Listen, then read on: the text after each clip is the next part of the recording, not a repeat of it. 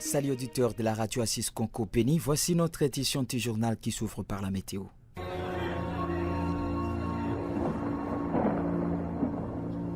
Oasis, la météo. La prévision météorologique de ce vendredi 18 octobre 2024 se présente de la manière suivante à ville de Béni. La température maximale s'est ressentie à 26 degrés Celsius et la minimale à 18 degrés Celsius. Les vents courent à 10 km par heure l'avant-midi à direction est et à 15 km par heure l'après-midi à direction sud-est. Ce jour, le ciel sera nuagé accompagné d'orages et d'averses. Lever du soleil est 5h43 et son coucher 17h104. La météo prévoit un risque de pluie ce vendredi dans la ville du Béni. Prenez donc vos précautions.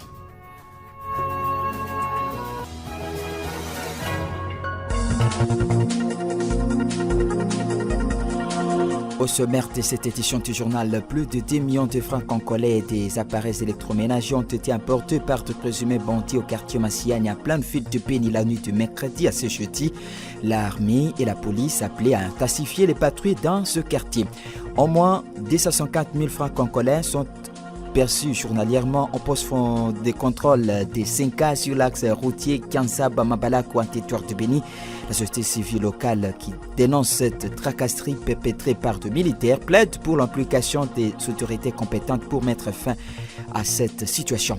Et puis, en éducation, les enseignants de l'axe Bingo-Mankina viennent de décider de la levée du mouvement des grèves décrété depuis le 2 septembre dernier. La décision a été prise à l'issue d'une réunion de prise de contact avec le bourgmestre de Mankina mercredi 16 octobre. Nous en ferons le point dans ce radio journal. Erasto Ansukula nous met en onde. Nous sommes à la présentation Bio Matsunkani et Justin Paloukumpanya. Mesdames, Messieurs, restez branchés pour d'ample détails.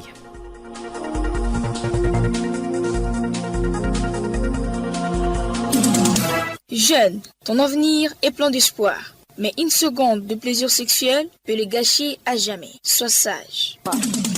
Deux présumés bandits ont emporté plus de 10 millions de francs congolais, des appareils électroménagers et des motos dans les cellules Touha et Kouka du quartier Massiani en ville du Béni la nuit de mercredi au jeudi 17 octobre 2024. La nouvelle est confirmée par Hamza Ankali, chef du quartier précité, qui appelle la population à la collaboration avec les autorités compétentes. Cette autorité de base plaide auprès de l'armée et de la police l'intensification de patrouilles dans sa juridiction. Pour sa part, Kampa Levia Kouno, président de la société civile du Congo à commune de Moulekira, déplore la persistance de l'insécurité et appelle les services compétents à prendre les responsabilités. On l'écoute au micro de Juste Paloukoum Vialava. Nous avons tous été surpris en écoutant les coups de balles, que c'était à plusieurs lieux. Nous avons constaté qu'il y avait au moins les bandits à main armée qui ont fait incursion dans plusieurs maisons, notamment chez Maman 5 où on a emporté plusieurs billets de valeur, y compris sa moto marque Boda Boda. Et il y a aussi chez certains Kakule au niveau toujours de la cellule Kouka où on a emporté aussi plusieurs billets de valeur et argent non jusque-là comptabilisé. Et au niveau de la cellule Touha, il y a aussi l'incursion. Pendant que nous sommes dans l'état de siège, avec comme mission d'imposer surtout l'autorité de l'État, mais nous observons surtout au cambriolage, surtout à la criminalité urbaine. C'est une chose qui ne nous arrange pas au niveau de la communauté. Bon, à la population surtout de rester vigilante, et de rester calme surtout, et tout en dénonçant tous les cas suspects.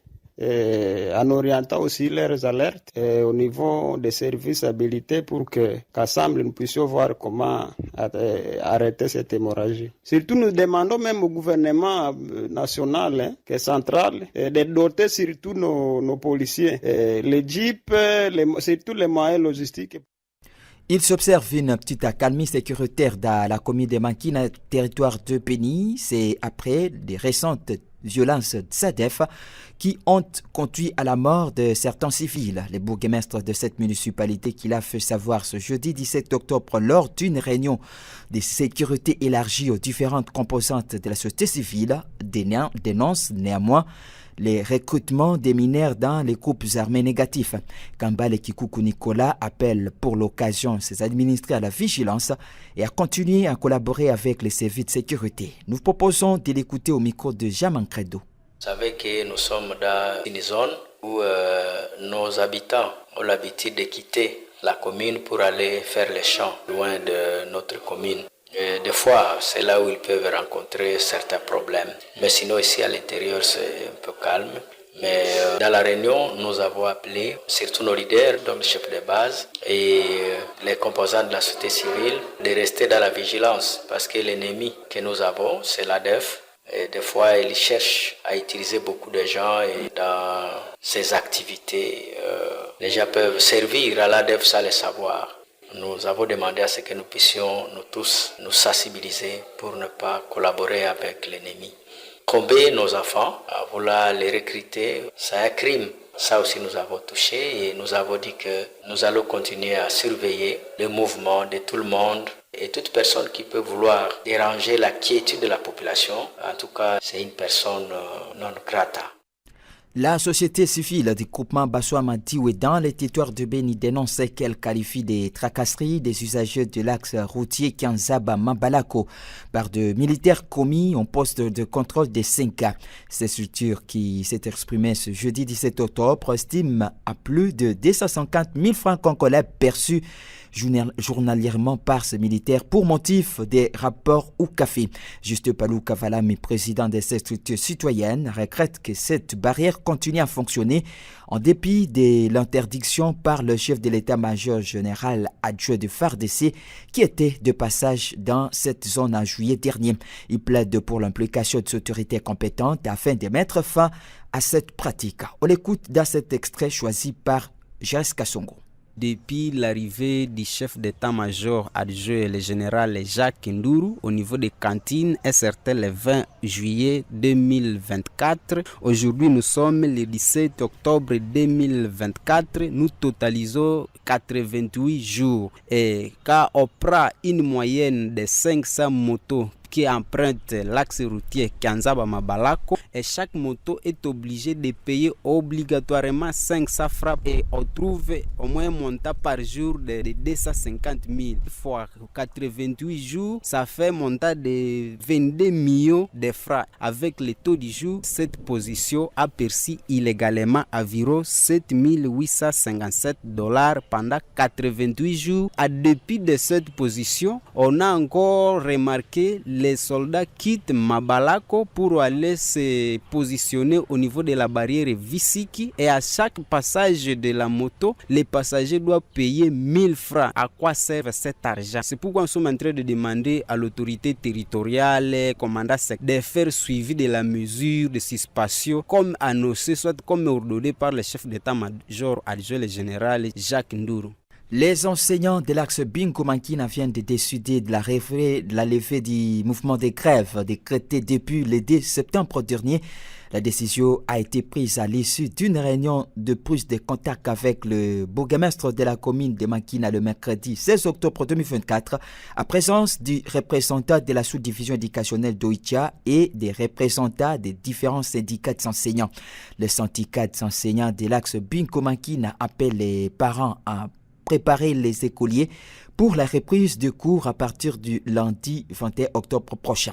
D'autres détails avec Mwanamolo Kampula, notre permanent Bankina. C'était à l'issue des échanges entre le bourgmestre de la commune, les autorités de la sous-division et les enseignants de la place que les professionnels de la CRE ont décidé de reprendre le chemin de l'école dès ce lundi 21 octobre 2024. Confirmation avec Kakule Nyaenke, l'adjoint du secrétaire permanent du CIECO Axe Binko Mankina. Les enseignants viennent d'accepter reprendre le chemin de l'école ce lundi 21/10/2024 après l'explication de l'autorité de la commune de Mangina. Kampale Kikuku Nicolas, bourgmestre de la commune, se réjouit de l'oreille d'écoute des enseignants de cet axe. L'autorité municipale rassure aux enseignants que le gouvernement congolais travaille sans limite sur l'amélioration de leurs conditions de vie. Nous avons sollicité les enseignants pendant que nous sommes en train de vivre la petite accalmie pour montrer l'amour envers nos enfants. Si on peut être en train d'enseigner ces enfants, il y a même d'autres syndicats au niveau national qui commencent à lever même cette grève-là. Au finish, nous avons compris que les enseignants aiment leurs enfants, tel que vous êtes en train de voir le mouvement dans les écoles secondaires, maternelles, bleu. Nous pensons qu'à partir de lundi, le bleu-blanc va se voir aussi dans nos écoles primaires. Le secrétaire adjoint du SIECO appelle les parents à préparer les élèves pour la reprise des cours. Aux parents, nous les disons de préparer les enfants déjà dès le lundi, qu'ils viennent à l'école. Il faut trouver les enseignants déjà bien préparés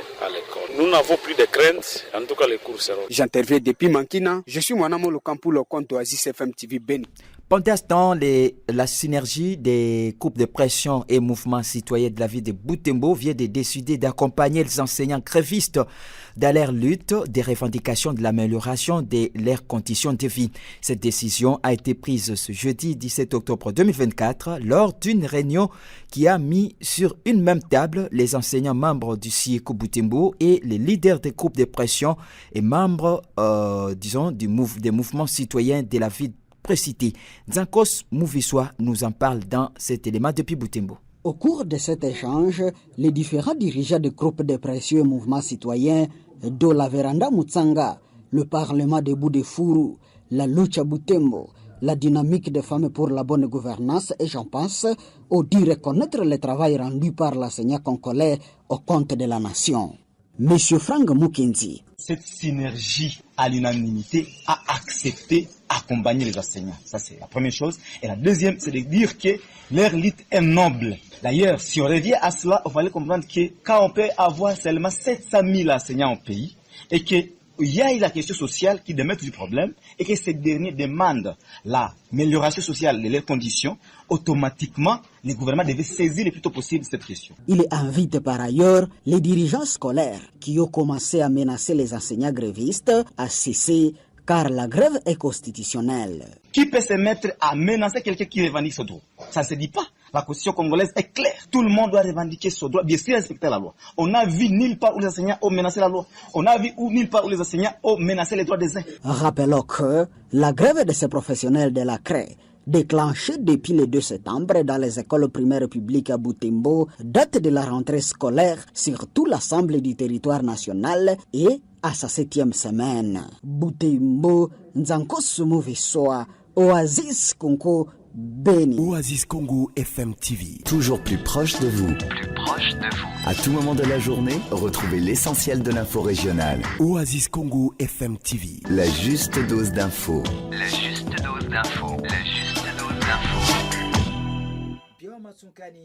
Bien Matsunkani, salut. Salut Justin Moupagnan. Une personne morte et deux autres blessés par balle à Kiziba dans le territoire de Nyiragongo. C'était pendant une dispute éclatée entre deux groupes d'hommes armés non encore identifiés dans la nuit de mercredi à ce jeudi. Parmi les personnes touchées par balle figure un notable de la place.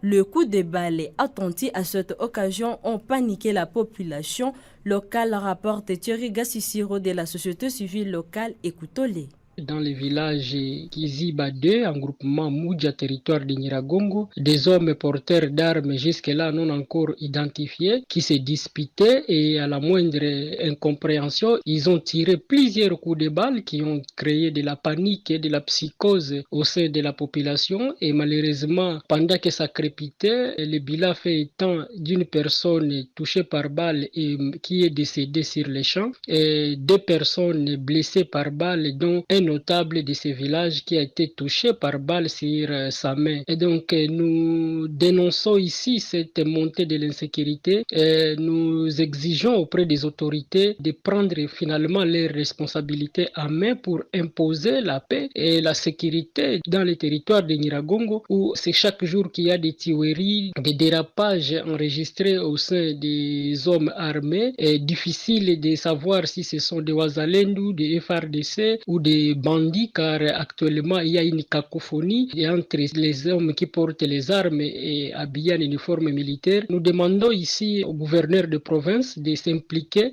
pour imposer finalement la sécurité. La situation sécuritaire et humanitaire dans la province du Nord Kivu était au centre d'une table ronde organisée par le mouvement citoyen et les organisations de jeunes mercredi 16 octobre 2024 à Goma. L'activité a été organisée dans le but de trouver solution aux problèmes sécuritaires de la province, indique Josué Walaï, activiste de la Lucha RDC Afrique, qui est revenu sur l'essentiel de cette table ronde ce jeudi 17 octobre. On l'écoute au micro des Bienfaits Tomsifo. Nous avons tenu une table ronde dans la ville de Goma que nous avons organisée avec les activistes des autres mouvements citoyens, les jeunes acteurs sociopolitiques et les représentants de certaines organisations de jeunes. Et on avait comme thème l'analyse critique de la situation de la République démocratique du Congo. Une façon de projeter les actions, mais également d'inciter la jeunesse à un engagement ferme pour mettre fin au mal qui ronge de notre pays. Donc, l'unanimité des participants, ils ont dressé un tableau sombre par rapport à la situation politique, la situation humanitaire, la situation économique du pays. Et nous avons compris qu'il est très important de mettre fin à cette crise. Bien que certaines personnes profitent de ce chaos, mais nous pensons qu'il est très important de mettre toute la population congolaise au profit de la richesse du Congo, parce que notre pays a été détruit par les politiques, par les étrangers, par certains pays voisins. Nous avons pensé qu'il est temps d'une révolution constructrice, une révolution qui va reconstruire le pays. Nous avons pensé projeter déjà des actions dans un futur proche pour d'abord appeler à la conscientisation, balayer route à ceux-là qui veulent changer la constitution et pousser les politiques à prendre des décisions qui vont revenir dans les aspirations du peuple congolais. La Cour pénale internationale a annoncé depuis mardi 15 octobre la réactivation de son enquête sur les crimes présumés commis en RDC depuis janvier 2022. La CRDH antenne d'Irumu dans la province de Touré estime que ces enquêtes vont permettre à la CPI d'avancer toutes les données, d'avoir toutes les données possibles sur les crimes de guerre et crimes contre l'humanité. Christophe Mnyanderu, coordonnateur de cette structure de défense des droits humains, exige néanmoins à la CPI de mener ces enquêtes dans leur partialité pour que les coupables soient punis sévèrement. Nous proposons de l'écouter. L'initiative de la CPI de réactiver les enquêtes sur les crimes commis à RDC doit être saluée par tous les citoyens congolais en général et plus particulièrement par la population de l'Est du pays étant le première victime. Et nous pensons que ces enquêtes vont permettre à la CPI d'avoir toutes les données sur les crimes de guerre, crimes contre l'humanité, crimes de génocide commis en RDC et surtout à nos populations civiles victimes de tous ces différents crimes. Encourageons la CPI de continuer à enquêter sur les différents crimes dont nous sommes victimes, car ces enquêtes vont rapprocher la CPI aux vraies données et aux vrais présumés auteurs. Et notre appel est aux autorités congolaises, politiques ainsi que militaires, de bien collaborer avec cette Cour pénale internationale et livrer toutes les hautes personnalités politiques et militaires qui sont impliquées de près ou de loin dans ces différents crimes, particulièrement ceux-là qui sont cités dans le rapport mapping. Et notre crainte est de voir que la CPI ne sera pas à mesure d'arrêter Kagame, vu que son pays ne fait pas membre des pays signataires des traités de Rome, car nous savons tous que Kagame est parmi ceux-là qui ont commis beaucoup de crimes. Il est le commanditaire d'ailleurs de tous ces groupes armés et de tous ces criminels qui opèrent à l'est de la République démocratique du Congo. Mesdames, Messieurs, nous voici à la fin de cette édition du journal, édition mise impeccablement en onde par Eraste Wanzukula. Avez été à sa présentation Béa Matungani Justin Palou Compagnia. Merci à vous tous de nous avoir suivis.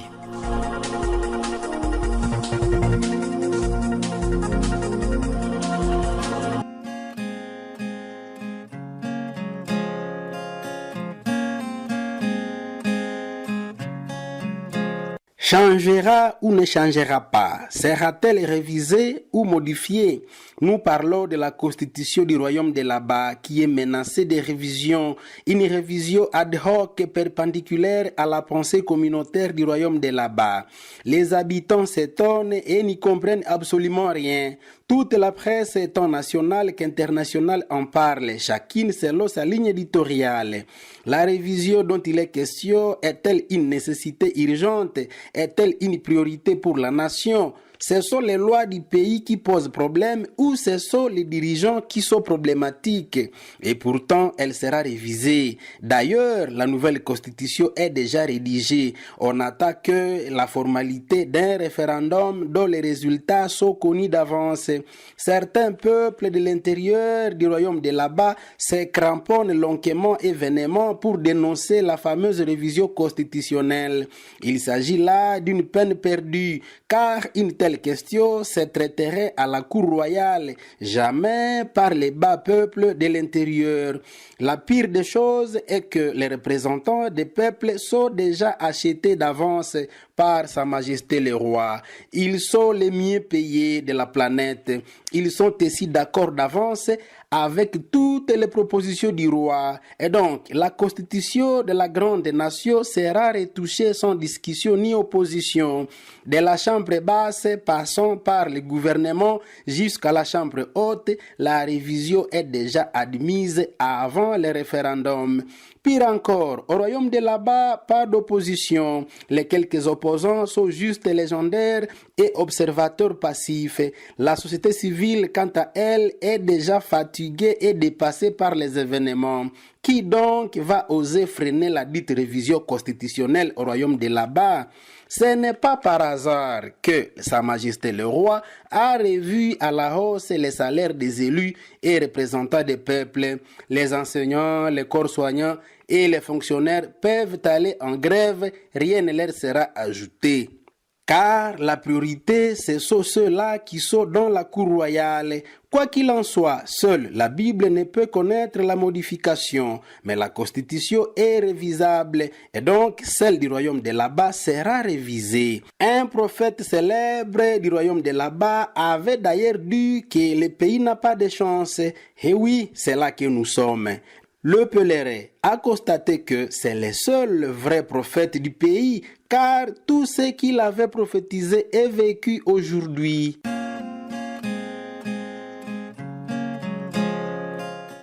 Oasis Sport, Oasis Sport, Oasis Sport, Oasis Sport.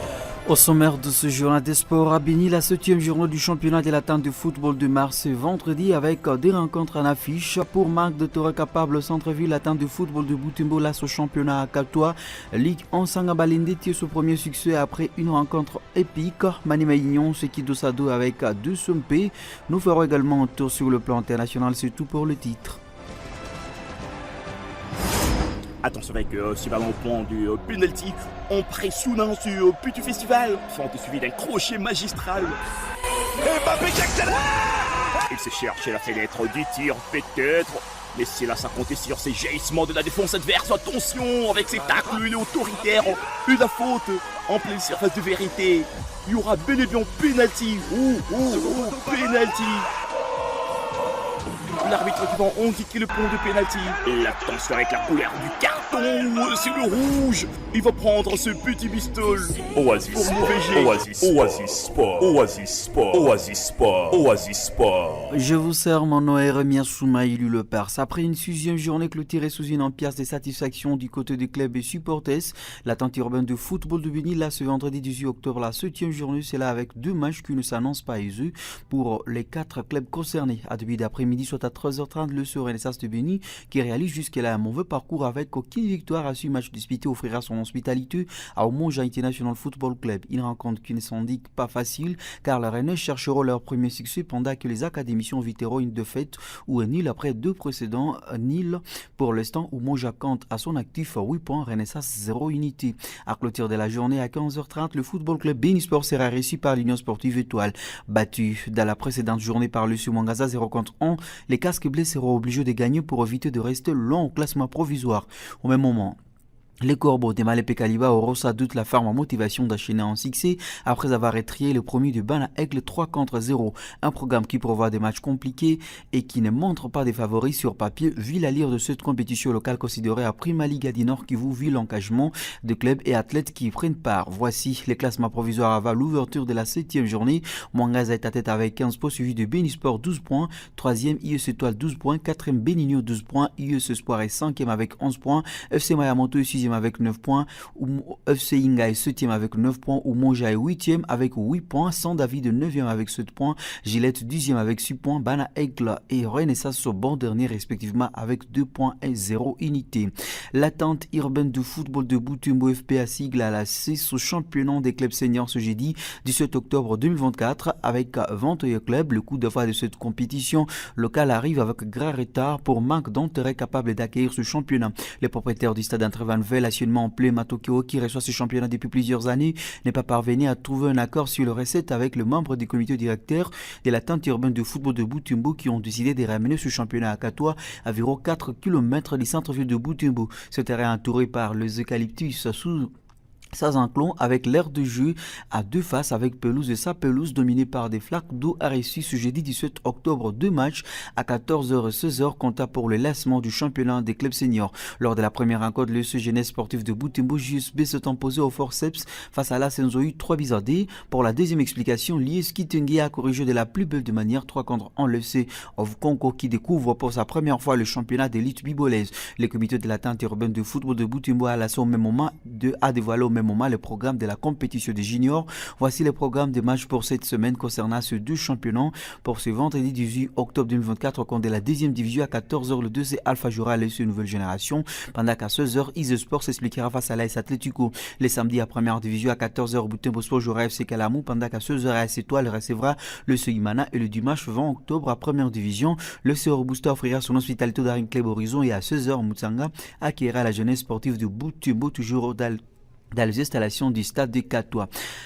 Sur le plan national, la première victoire des Sanga Balende est arrivée au bout de 3 matchs à championnat. À domicile, le Sang et Or se sont imposés devant les blessings de coups les unes dans un match à multiples rebondissements. Au bout, le poulet de Bérinda Chiron aux yeux de crochant un précieux succès 3-2 jeudi 17 octobre 2024. Initialement prévu mercredi 16 du mois courant, ce jour plus tard qu'a été donné le coup d'envoi de cette partie à cause de l'arrivée tardive de Beni Yandia Mwamba a ouvert les scores pour le club de Moujumaï à la 36e minute. Le premier acte s'est soldé sur cet avantage de Sanga Balende. Au retour sous Otiniel remettait Blessing dans la partie en égalisé à la 56e minute. Pambou et Koli donnaient même l'avantage à Blessing peu avant le dernier quart d'heure. La réaction de Sanga Balende n'a pas tardé. Fabien Mukendi a remis le pendule à l'air à 64 minutes. À la dernière minute du temps réglementaire, Bututu Kamana, poussé un défenseur de Blessing à tromper son propre gardien, s'est remise dans la surface pour faire 3-2 succès pour Sanga Balende. Le club de Mbujumaï récolte ce premier point cette saison. Blessing FC n'a toujours pas décroché le moindre point en championnat. Le club de Colosie enregistre son deuxième revers à 2 matchs. Dans l'autre match disputé ce jeudi, de son PA a réalisé en île face à Maniema Union 1-1. Les Kamelembe, les Boys ont été premiers à trouver le chemin des filons avant que Desompe ne trouve l'égalisation dans la deuxième période. Comme à la précédente édition, la cérémonie de Kafawad se déroulera le 16 décembre 2024 au Maroc. La liste de joueurs nominés de chaque catégorie sera dévoilée dans les jours à venir.